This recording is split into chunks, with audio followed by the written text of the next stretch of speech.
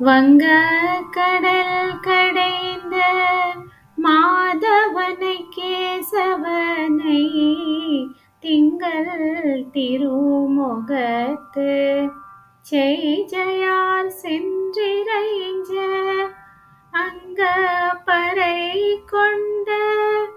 ஆற்றை அணி புதுவை பைங்கமலத்தன் தெரியல் பட்டர்பிரான் கோதை சொன்ன